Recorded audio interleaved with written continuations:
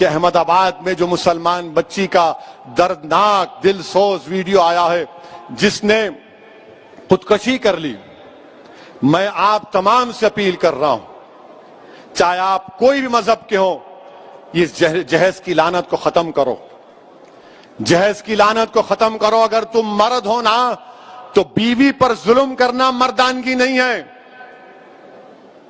بیوی کو مارنا مردانگی نہیں ہے، بیوی سے پیسوں کا مطالبہ کرنا مردانگی نہیں ہے۔ تم مرد کہلانے کے بھی لائق نہیں ہوگا اگر تم ایسی حرکت کرو گے۔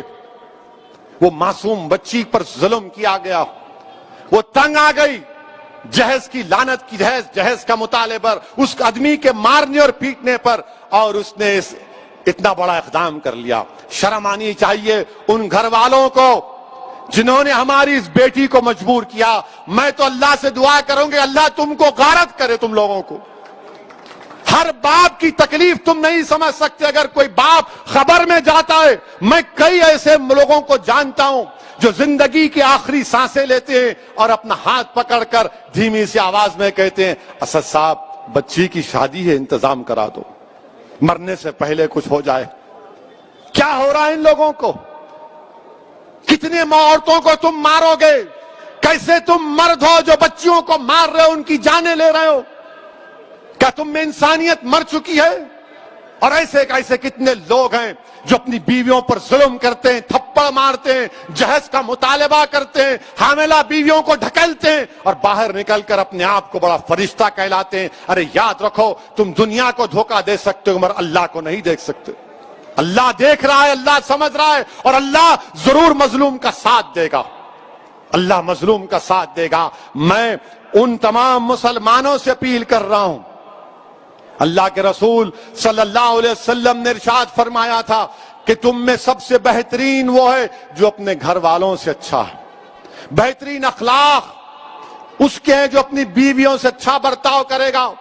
یاد رکھو اگر تم اپنی بیویوں کو مارو گے تو کل یہی مار کا تم کو حساب حشر کے میدان میں دینا پڑے گا۔ جو مسلمان ہیں بتاؤ میرے کو ایک مثال دو کہ ہمارے نبی، ہمارے رسول جن کے نام کے خیرات کا صدقہ ہم کھاتے ہیں، کیا انہوں نے کبھی ہماری امت کی ماؤں کو مارا؟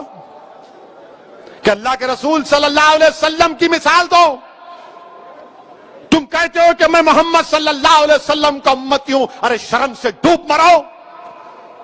تم رسول اللہ کے امتی ہو اور اب بچی کو مارتے ہو، اس بچی سے جہیز کا مطالبہ کرتے ہو۔ ارے اسلام میں جہیز کا مطالبہ کرنا حرام ہے، حرام ہے، حرام ہے۔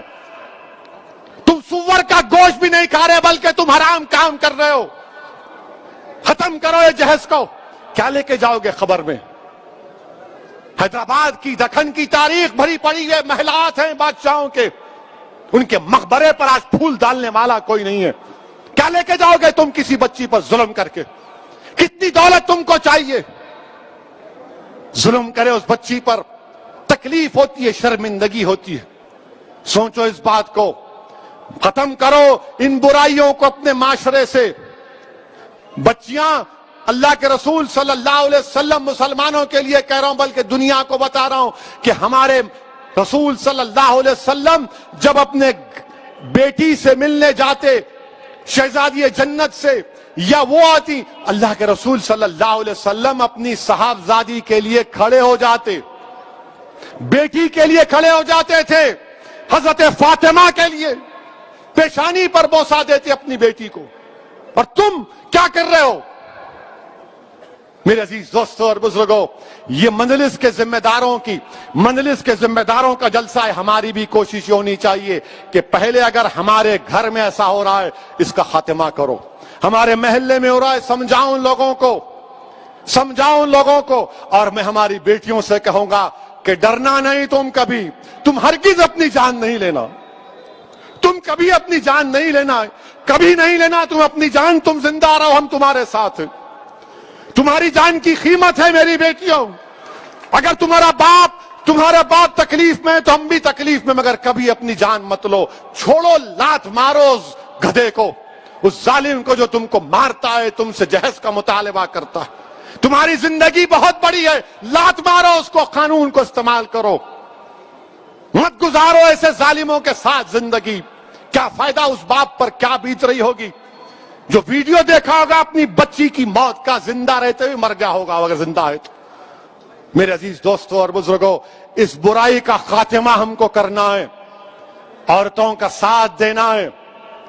औरतों को हकीर मत समझो, औरतों का साथ दो, औरतों का साथ दो। इनको हमको माशरे में आगे बढ़ाना है। यकीनन जो हिजाब पहनते हैं कोई रोकता नहीं है, बुर्का हिजाब उनकी तरक्की की नहीं रोक सकता। कल नासिक से एक बच्ची मेरे को फोन की और बोली असदुद्दीन ओवैसी तुम्हारा बहुत बड़ा नाम सुनी, जरा गर्म लहजे में बात कर रही थी। मैं समझा कुछ है अब। मैं अम्मा रिकॉर्ड तो नहीं कर रहे तो बोले नहीं नहीं बात करना है। मैं बोलो।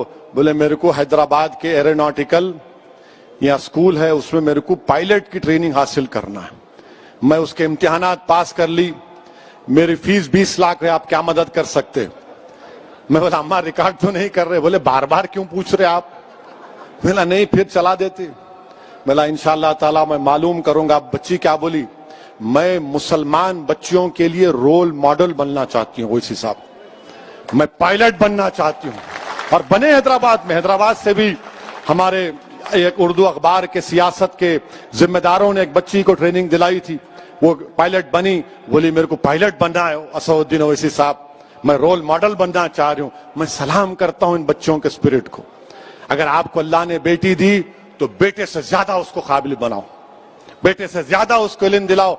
और याद रखो मैं भी साहिब औलाद हूं, मगर जितनी मोहब्बत मैं अपनी बेटियों में देखता हूं, अल्लाह का बहुत बड़ा करम है, अल्लाह का बहुत बड़ा करम है मुझ पर। मेरे अजीज दोस्तों और बुजुर्गों, ये बात कहना जरूरी समझता था, इसीलिए आपके सामने रख रहा हूं। अच्छा अब एक और अहम बात, इंशाअल्लाह ताला 1 बजे से पहले बात को खत्म कर लूंगा। ये कोविड की वजह से तकरीर करने का मौका ही नहीं मिला ना। दारुस्सलाम में जलसा नहीं हुआ, वो रहमतुल आलमीन का जलसा सल्लल्लाहु अलैहि वसल्लम का ऊपर हुआ। बहुत से हमारे जलसे ये बीमारी की वजह से, वायरस की वजह से जरा जलसे नहीं हुए। अपने ही घर में नहीं हुए, दूसरी जगह सब हो रहे थे, तो जरा अपने घर में हो रहा है, जरा दिल की भड़ास निकाल रहा हूं। मेरे को भी खुशी हो रही। I am very happy to see all of you. आप पूरे यहां पर देखकर दिल बाग बाग हो रहा है। हम अल्लाह बेहतर जानता है। इसलिए मेरे भाई कि दारुस्सलाम में क्या है नहीं मालूम। जब मरहूम कायद सालार मिल्लत को पहली मर्तबा 2002 में हार्ट अटैक हुआ और स्टेंट डाला गया था कायद को, और केयर नामपल्ली में कायद का इलाज हुआ। जब वो घर वापस जा रहे थे 8-9 दिन के बाद, तो अहमद पाशा कादरी इस बात के गवाह हैं कि सालार ने अहमद पाशा कादरी को और अकबर को बुलाकर कहा कि मियाँ घर जाने से पहले मेरे को दारुस्सलाम लेके जाओ। मैं 8-10 दिन से दारुस्सलाम नहीं गया, तो यहीं सालार को सीढ़ियों पे लाए थे। कमजोर थे सालार बीमारी की वजह से, मगर जैसा दारुस्सलाम में जाकर बैठे, इतना अल्लाह उनको इतना तबीयत इतनी अच्छी कर दिया, हशाश बशाश होकर अपने घर को गए। तो हमारे लिए ये दारुस्सलाम हमारे लिए बड़ी एक अजमत की जगह है, एक मुबारक जगह है। और मुझे यकीन है कि नहीं मालूम मेरे जिंदगी का सफर कब खत्म होगा, किस मुकाम पर खत्म होगा, या मेरी लाश भी मिलेगी या नहीं मिलेगी मुझे नहीं मालूम। अगर जिंदा रहा और यहां से गया जिस्म के साथ, तो इंशाअल्लाह तुम्हारे कंधों पर ही जाऊंगा और तुम्हारी दुआए मग़फ़िरत का तलबगार अभी भी हूं और जब भी रहूंगा। बहरहाल मेरे अजीज दोस्तों और बुजुर्गों, एक बड़े अरसे के बाद दारुस्सलाम की सरजमीन पर यह जलसा हो रहा है और अल्हम्दुलिल्लाह अहियाए मजलिस इत्तेहादुल मुस्लिमीन का जलसा हो रहा है।